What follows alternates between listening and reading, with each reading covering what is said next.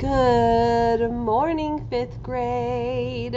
I am so excited to be back here with you on a day 3 where information is power and kindness is key. Y'all, it's time for Town Hall Tea.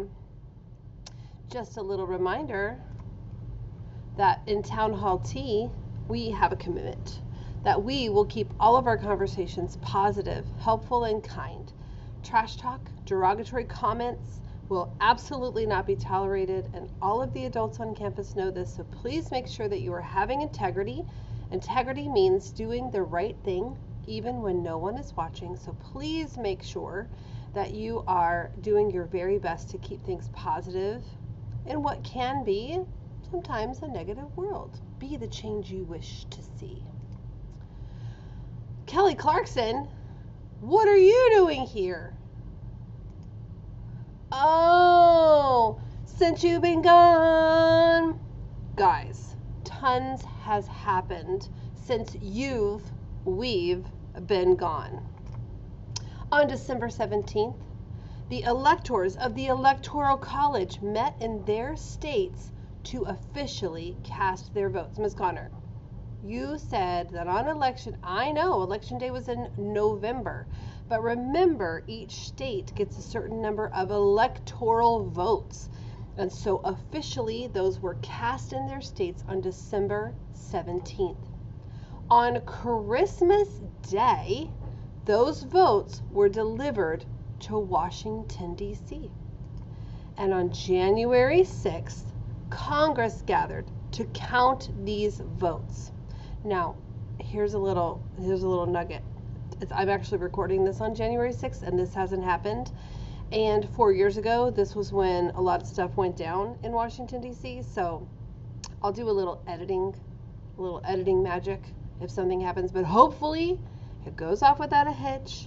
They're supposed to take the electoral votes into the Senate chambers. They open the votes, they tally them up, and the president of the Senate actually declares who the winner is. And the president of the Senate is Vice President Kamala Harris. Whoa.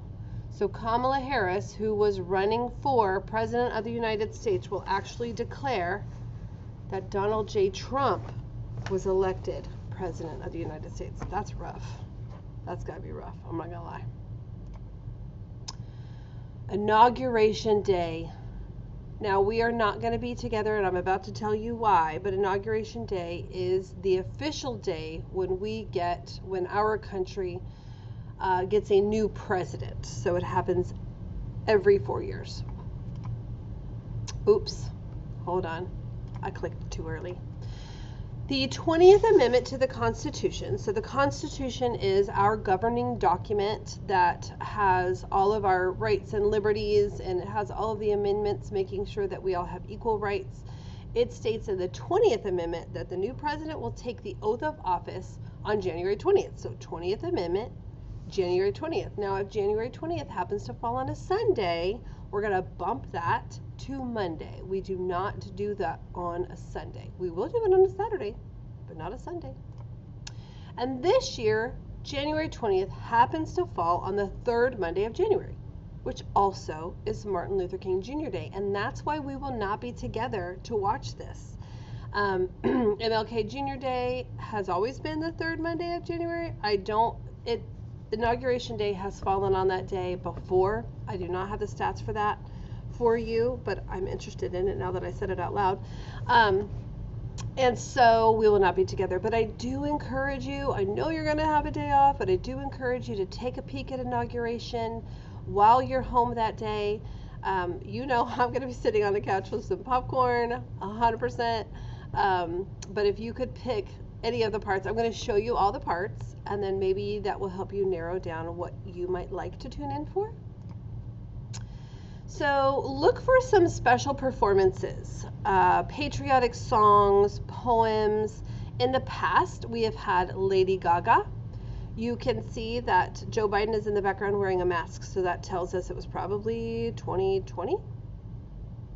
That's my guess. And then Amanda Gorman is the nation's youngest poet laureate, and she read a beautiful poem. She's very inspirational. If you like poetry, or even if you don't, you might like hers because she's such a young person, and she's really, really good. Beyonce, I believe, was at Barack Obama's inauguration and performed a patriotic song. So who knows what we will see. If any of you guys are like soul people, Aretha Franklin was at an inauguration, and she, brought down the house. It was amazing. This activity is outside in January in Washington. It is very cold. Actually, one of our presidents decided to go to his inauguration without a coat on. I want to say it's McKinley. Harrison? Anyway, he had the longest speech and the shortest presidency. He died of pneumonia a month later. Wear your coats, people. Put them on when you go to recess. Jeez, come on. All right, so we are going to, during this ceremony, have a swearing in. This is when the president actually becomes the president. This is Donald Trump at his first inauguration, and holding two Bibles is his wife, Melania Trump. And then to her left, to our right, is Barron Trump. And then this person in a robe that you can't see his face, that is the Chief Justice of the Supreme Court, who administers the oath. And the oath is, this is what the president has to say: I do solemnly swear. If they don't swear, they can affirm. I do solemnly swear that I will faithfully execute the office of President of the United States and will, to the best of my ability, preserve, protect, and defend the Constitution of the United States. Oh, I just get chills. It's just amazing. All of these people in the background are all politicians, senators, Congress people watching this take place. Now then is going to come the inaugural address. So this is a speech. President Trump has a very interesting way of speaking. Lots of times he doesn't stick to a script or the teleprompter. He just kind of goes off on his own. He calls it the weave, where he'll like kind of go off on a little subject and then he brings it back around. That's what he calls it. I don't know that he would do that on Inauguration Day, but you never know. If you like a good patriotic, the message is supposed to be very unifying for the country to come together, then tune in for the inaugural address. On the left, you have Harry Truman, and on the right, you have John F. Kennedy Jr., both presidents, and these were their inaugural addresses. Now, the longest inaugural address I told you about was 8,000 words long. The shortest one was 100 words long, which, I mean, I've already passed 100 already in this little activity, so that was a pretty short speech. I guess he said, rah, rah, let's go, or something like that. This is what it looks like from the perspective of the Congress people. So the semicircle at the bottom is all of the, well, not all of them, lots of Congress people out in this area. These are all just people who wanted to go. You can get tickets from your Congress people for free. You contact your congressperson and they put you in a lottery and then they draw a name. And then this is the mall, not La Cantera, babe. No, this is the National Mall. And so if you've ever seen a map of Washington, D.C., there's lots of cool straight lines that come out from the Capitol and go straight out like radiating rays. And that is the Washington Monument there. On the other side is the Lincoln Memorial. Super cool. Maybe I'll save that for one of our Town Hall Tuesdays. Maybe. Or Town Hall Tea, sorry. Over to the left, you see the media. There's cameras and lights and reporters and things like that. So this is what it looks like from the perspective of the president. This is President Trump at his first inauguration. And these are all pieces of tape that tell you where to stand when you're taking your oath. Cool, huh? Behind the scenes. BTS. Then the president goes in for a signing ceremony. And typically the signing ceremony is things that the president can do like right away to get started. This is Barack Obama during his signing ceremony. You see Secretary of State Hillary Clinton behind him, lots of dignitaries, Congress people. Then This is probably my favorite part. I mean, I said I like the speech. I like it all, whatever. This is the pass in review and the parade. So on the left-hand side, you'll see Donald Trump and I don't know who that is. I'm going to be honest with you. Maybe like some kind of Army Secretary of Defense. I don't know. And then his vice president was Mike Pence and his wife. So they stand on the steps, and brigades of military groups will march in front of them for their review. That's why it's called a pass in review. This is a big part of especially British pageantry and ceremony. They do a lot of pass and review for the king to watch, or the queen. It was a queen for a long time, now it's king. And so they're going to watch that, and then they're going to hop in, and they're going to walk in a parade. And I love the parade. I just love it. On the right-hand side, you can see the president and Melania and Barron, and they are walking in the parade, and behind them are some vehicles, and the streets are lined with people who are cheering on the president. Then the president gets to go to a nice heated like viewing box. There it is on the left, and they get to watch the rest of the parade while everybody else freezes their little fingertips off. On the right hand side, this was so cute, I watched it live. That is Barron Trump. Now this is after I like my suitcase. I go to school. This is way after the suitcase. He was so cute, waving to everybody. At one point he got super bored. You could tell he was, I mean, he's a kid, right? Now he's a grown man, but he was a kid back then, and he got bored and wiggly. Then we have some parties. That are dances, and so they're going to have an inaugural ball, and the fashion is a big deal at these festivities. There will be maybe 3 that are official, and then there's going to be lots and lots of other parties like this.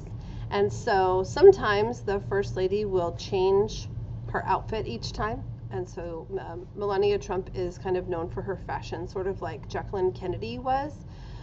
Also, Michelle Obama is kind of known for her fashion. And so you can see on the left-hand side, Melania and Donald Trump dancing. In the middle, that is Barack Hussein Obama and his wife, Michelle. On the right, you see, okay, let's see if I can do this. This is Michelle Obama. I think that's Lady Bird Johnson. So President Johnson's wife. And then on the right is Barbara Bush. And that is George Bush, the senior. So we've had 2 George Bush presidents. One was the dad and one was the son. And that is the dad's wife, Barbara. She was in education, so she gets major props from me. So then we're all exhausted. We have had a day full of fun, and that's when the real work is going to begin. They get started the very next day with executive orders and trying to go ahead and make your vision for the country become reality. Your job today, I'm taking a leap right here, guys. I need you to not let me down. I'm a little bit nervous, I'm not gonna lie. So in your Schoology, you are going to have a Google slide. It is one slide that all of you are going to type on. Please remember, I tell you guys this in STEM all the time, everything that you do is recorded and is kept forever. If you delete somebody's work, if you change somebody's work, if you put something in there that is not school appropriate, unfortunately for you, we're going to figure it out. So I need you to go into this with that integrity we talked about. Doing the right thing, no matter what. If you were being inaugurated, what one person would you want to invite? Now, I'm not talking about your tia and your abuelita. Yes, they're coming. Your family is coming, I promise. What one person would you want to invite to your inauguration festivities? Would it be me? Maybe it would be me. Just kidding. Maybe your favorite musician, an author, a celebrity, a sports figure. It can be anybody. And if I'm really opening the gates here, maybe living or dead, who would you want to personally invite to your inauguration? Now, you are going to be putting this information on a slide on this slideshow. You must have your name. You are President Noah Ledesma. You need your guest's name. Who are you inviting? And then why are you inviting them? What is it that that person meant to you?